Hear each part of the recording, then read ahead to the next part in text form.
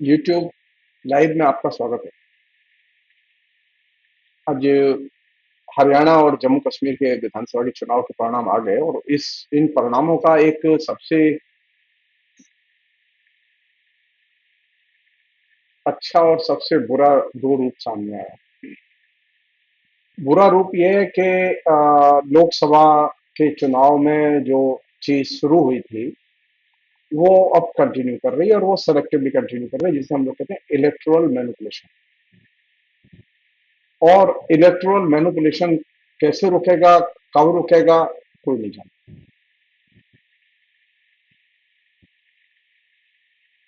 उस पर कभी कोई आंदोलन भी होगा, कोई नहीं। लेकिन हकीकत यह है आज की डेट में कि हरियाणा में बीजेपी चुनाव जीत, बीजेपी की सरकार बनने जा रही है। और जब बीजेपी की सरकार बनने जा रही है तो निश्चित तौर पर इसका श्रेय नरेंद्र मोदी लेंगे।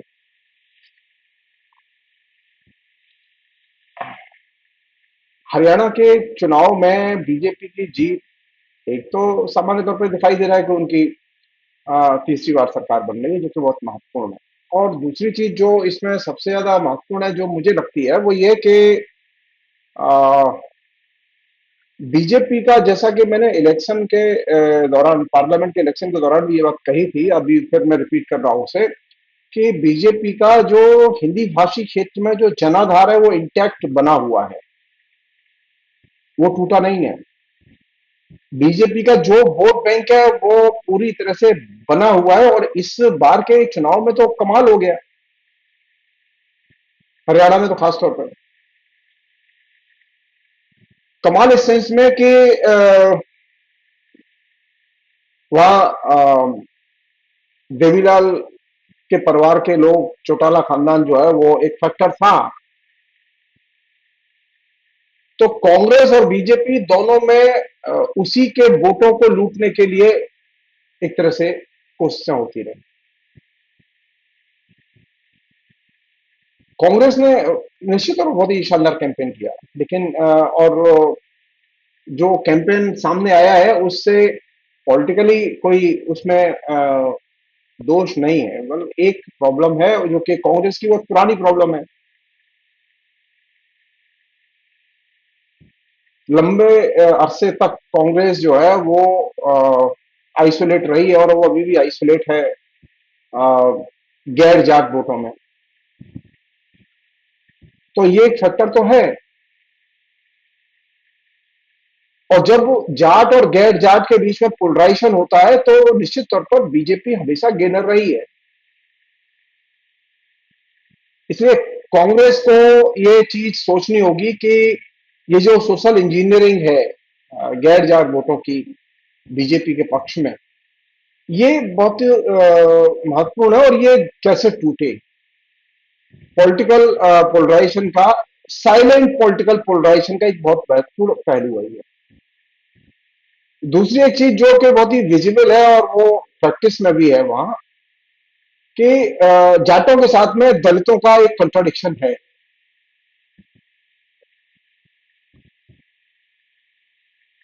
और ये कंट्राडिक्शन इस बार के चुनाव में भी दिखाई दिया।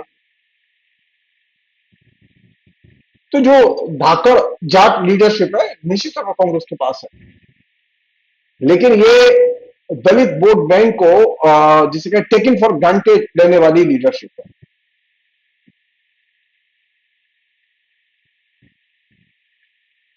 दलित लीडरशिप कैसे अपने को वो शैलजा कुमारी हो या कोई और है, वो अपने को कैसे जनता के बीच में, खासतौर पर दलित जनता के बीच में स्थापित नहीं कर पाई, ये चिंता की चीज है। मैं इस तरह के जो कयास लग रहे हैं कि उन्होंने भीतरघात किया, उनके वोटर भाग गए, अरे उनके कहने से अगर वोटर आते और जाते तो बात ही दूसरी थी। बात ये नहीं है, बात यह है कि दलितों में एक टेंशन है जाटों को लेके, जाटों के आचार व्यवहार को लेके। और ये चीज आसानी से जा नहीं सकती।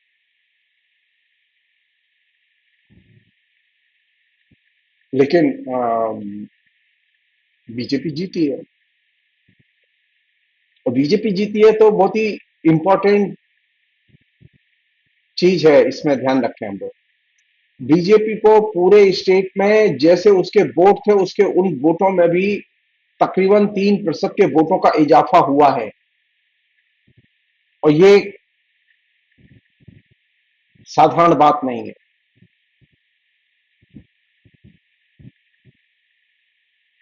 और वो चाहे आपको उसे कोई भी करिश्मा कहें।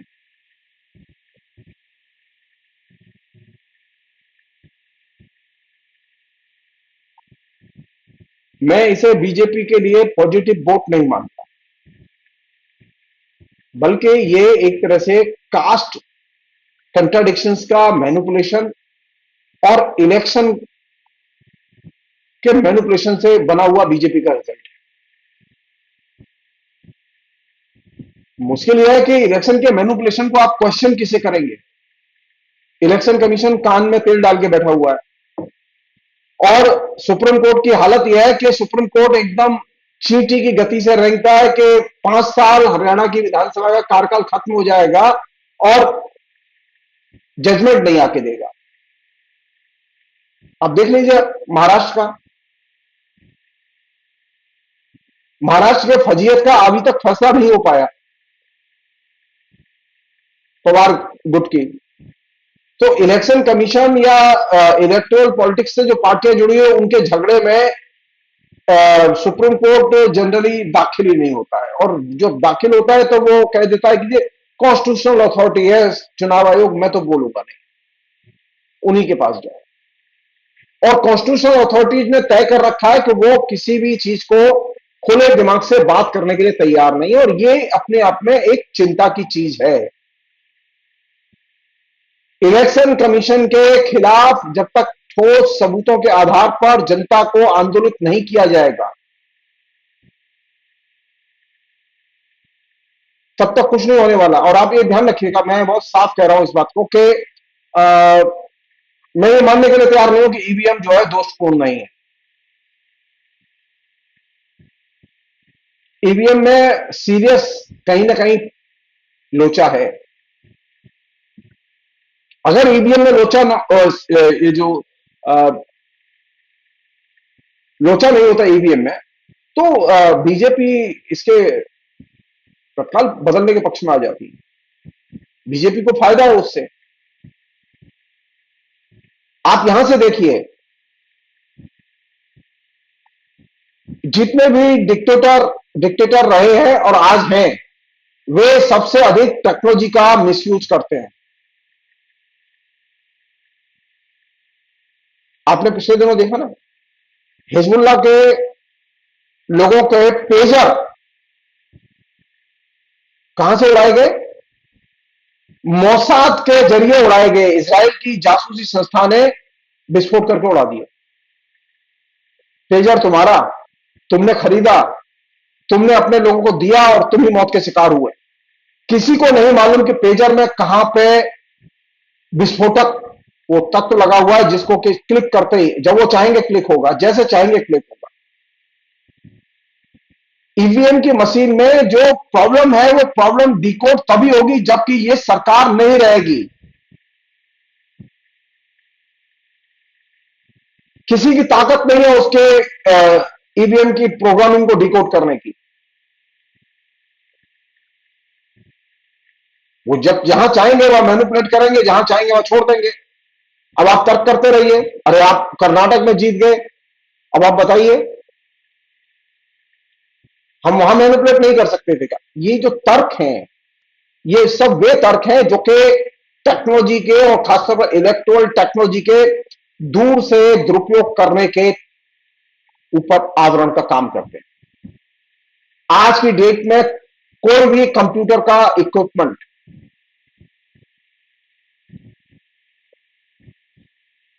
दुरुपयोग के बाहर नहीं है। बाकी टाकी और पेजर को बम से उड़ा दिया, उन्होंने उड़ा दिया। पेजर तुम्हारा, बाकी टाकी तुम्हारी, तुम्हें मालूम ही नहीं कि उसमें विस्फोटक है। क्योंकि उसकी प्रोग्रामिंग उसमें इस तरह की चीज डाली हुई थी बैटरी में, पेजर में। कौन बैटरी के अंदर जाएगा देखने के लिए?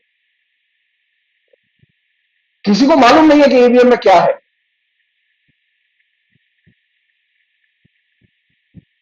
हर डिक्टेटर, मैं फिर रिपीट कर रहा हूं, हर डिक्टेटर टेक्नोलॉजी का सबसे बड़ा मास्टर होता है और सबसे ज्यादा उसका दुरुपयोग करता है।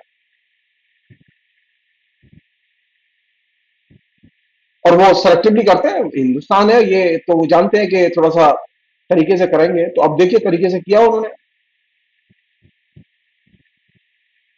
कांग्रेस और उनके बीच में 7, 8, 9 सीटों का अंतर रहेगा, सरकार उनकी बनेगी।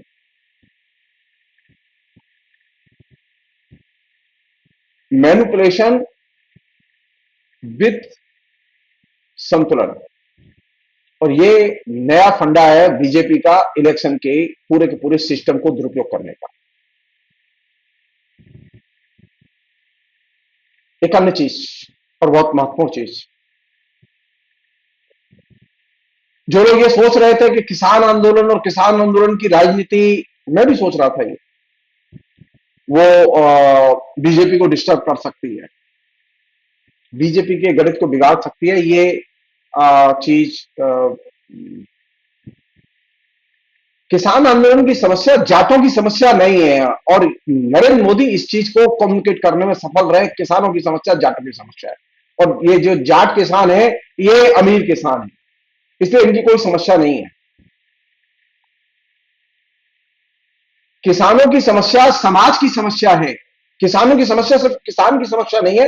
ये चीज कांग्रेस अपने कैंपेन के जरिए आम जनता के जेहन में उतारने में असफल रही, इसका यह परिणाम था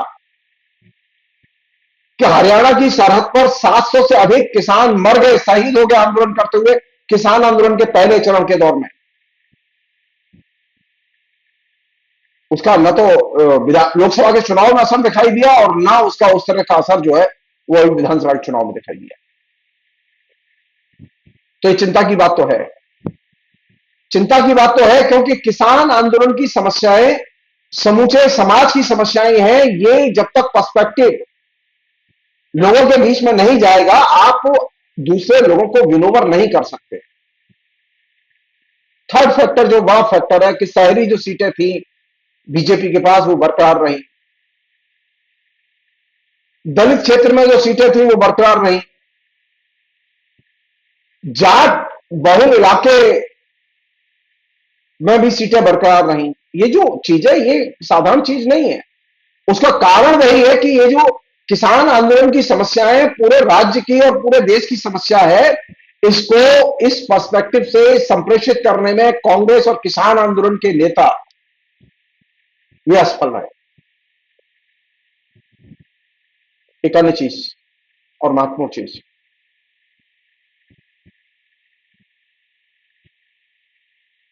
किसान आंदोलन से जुड़े हुए लोग और बाकी राजनीतिक दल ये बात सोचें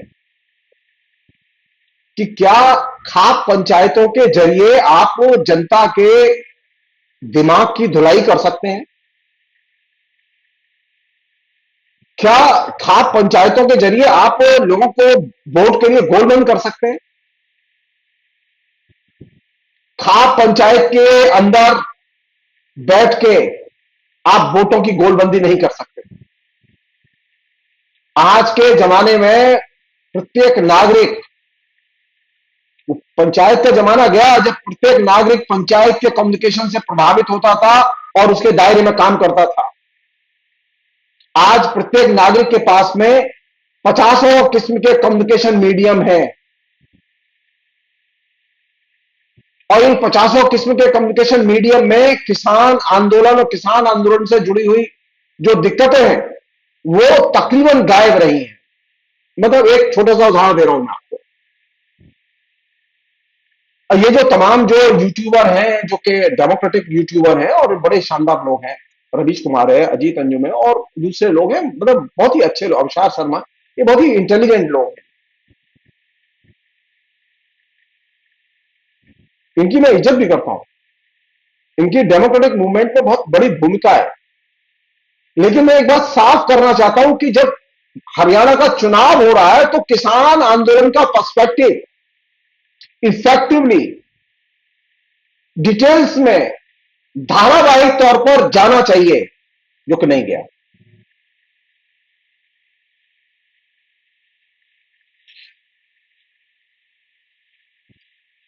आप उठा के देखिए, आप उठा के देखिए, देखिए ध्रुव राठी ने कितने वीडियो किए इस पर।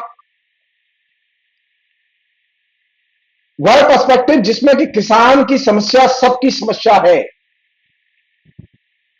तो किसान तो आपके यूट्यूब कम्युनिकेशन से तकरीबन उन्होंने खदेड़ के बाहर कर दिया। एक और चीज की उन्होंने, बीजेपी ने बहुत चालाकी के साथ की। वो जानते थे कि हरियाणा में धर्म काम नहीं करेगा, क्योंकि हरियाणा की जनता जो है वो कुछ मामले में बहुत ही लिबरेटेड है।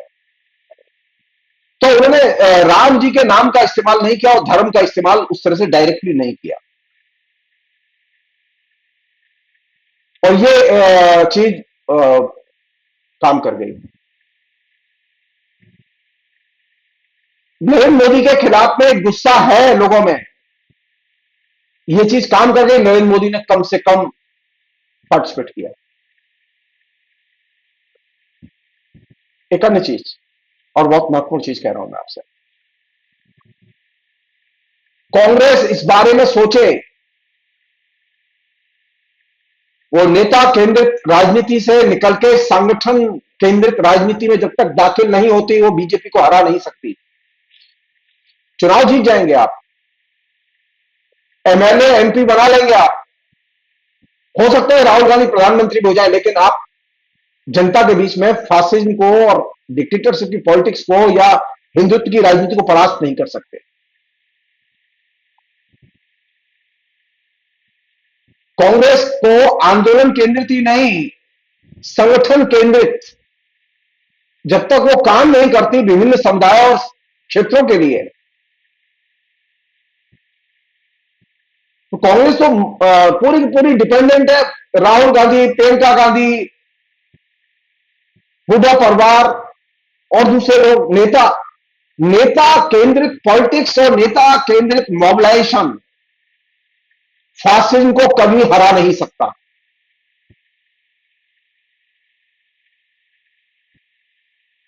और ये वह जगह है जहां पर ये कांग्रेस हारी है। कांग्रेस का संगठन इलेक्शन के टाइम पर जागृत होता है। और आखिरी चीज जो इस हरियाणा हरियाणा के इलेक्शन में जिसने कि अपने तरीके से काम किया, बीजेपी दल बदल करा रही थी तो बुरा था, लेकिन आपके यहां दल बदल करके जब लोग आ रहे थे तब आपको कहना चाहिए कि नहीं, हम उसूलन अभी दल बदल से आने वाले किसी भी आदमी को शामिल नहीं करेंगे। आपको कोई फर्क तो बताना चाहिए अपना। तो आप के और बीजेपी के बीच में फर्क क्या है दल बदल को लेकर? ये सारी चीजें हैं जो कांग्रेस की क्रेडिबिलिटी को उन्होंने डाउन किया। कांग्रेस का नेतृत्व मैं उम्मीद कर रहा हूं कि सीरियसली इन चीजों पर सोचेगा। कांग्रेस के किसी नेता का इसमें दोष नहीं है। जो लोग कह रहे हैं ना, दीपेंद्र सॉरी जो हरियाणा के हुड्डा साहब हैं, वो बड़े उन्होंने कहा है कि जिन लोगों ने पार्टी में धोखा दिया है, गलत काम किया, उनके खिलाफ एक्शन होना चाहिए। सवाल यह है कि आपने संगठन बनाया और संगठन में विनोवर किया लोगों को, एक्शन कैसे लेंगे आप हर एक के खिलाफ?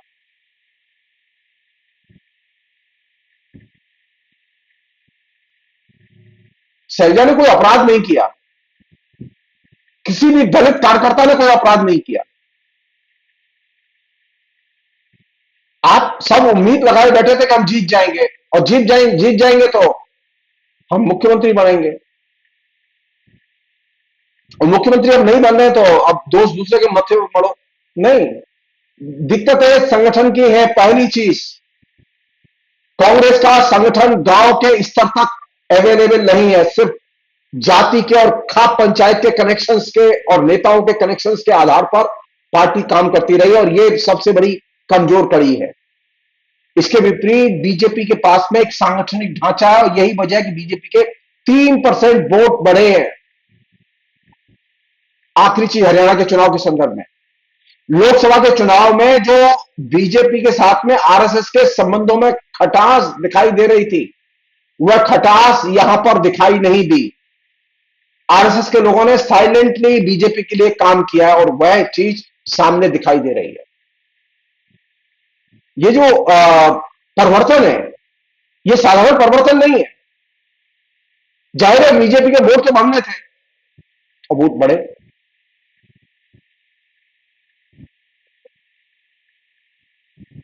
कायदे से अगर मुझसे पूछे, अगर जिन सीटों पर गड़बड़ी हुई है, जो इलेक्शन की शिकायतें हैं, उन पर निश्चित तौर पर लड़ाई लड़ी जानी चाहिए,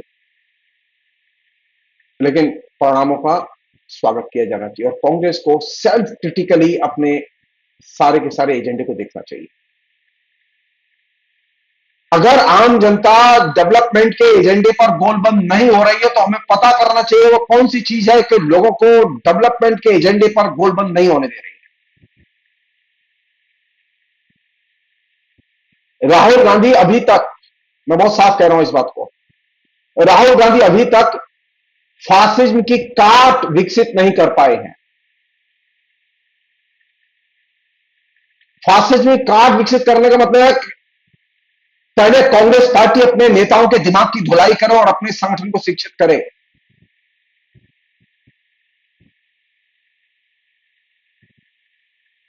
समाज के विभिन्न वर्ग हैं और तबके हैं जिनकी अलग अलग समस्याएं हैं।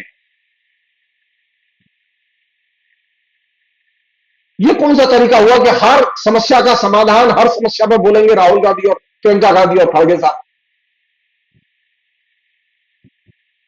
यूनिवर्सिटी के छात्रों की समस्याएं होती है, उन पर उनका छात्र संगठन एनएसयूआई दिखाई नहीं देता। स्त्रियों के साथ में बलात्कार की घटनाएं होती है, उनका महिला संगठन, महिला मोर्चा दिखाई नहीं देता। उसकी कोई इनिशिएटिव नहीं है, कहीं उसकी गोलबंदी नहीं है, कहीं महिलाओं का मोबिलाइजेशन नहीं है उसके जरिए। तो सारी चीजों का समाधान तो ये राहुल गांधी और प्रियंका गांधी नहीं कर देंगे। ये मैं इसलिए कह रहा हूं कि ये नेता केंद्रित जो ढांचा है, इस ढांचे से अगर नहीं निकलेंगे तो मोदी को हराना बहुत मुश्किल है, मोदी को हटाना भी बहुत मुश्किल है। आपके पास में चाहे जितना आकर्षक कार्यक्रम रहे, लेकिन जो समाज के विभिन्न तबके हैं, विभिन्न समुदाय हैं, विभिन्न सेक्टर्स हैं, उनके लिए आपके पास में बाकायदा कोर्स ऑफ एक्शन होने चाहिए और उनके काम करने वाले अलग जन संगठन होने चाहिए। मैं नहीं जानता, मेरी नॉलेज में नहीं है कि पिछले 10 साल में छात्रों और नौजवानों की समस्याओं को लेकर हरियाणा में कौन सी लड़ाई लड़ी गई, क्या दिक्कत थी उसे लड़ने में। मैं कहता हूं 50-50, 100-100 लोगों के जुलूस ही निकलते रेगुलर, लेकिन वो निकलने चाहिए थे। सारे देश में एजुकेशन में पलीता लगाया जा चुका है, लेकिन एनएसयूआई के लोग और कांग्रेस के लोग, जो उनके टीचर्स फ्रंट के लोग हैं, वो कहीं पर भी फोर फ्रंट पर लड़ते हुए दिखाई नहीं देंगे आपको। वोट कैसे मिलेगा मिडिल क्लास के लोगों का? एक एक बच्चे की जो क्लास 1 में 2 में पढ़ रहा है, उसको 3-3 हजार रुपए महीने फीस देनी पड़ती है। कोई बोलने वाला नहीं है।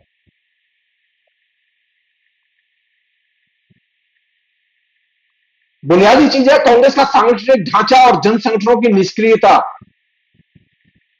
जन संगठनों के अभाव ने कांग्रेस को नीचे से एकदम खोखला कर दिया। वोट तो मिल जाते हैं, वोट तो अभी भी आए हैं, बढ़ते आए हैं कांग्रेस के, लेकिन जन संगठन नहीं है। नेता गायब, वोट भी गायब। ये कैसी पार्टी है भाई? तो कांग्रेस इस बात पर गंभीरता से सोचे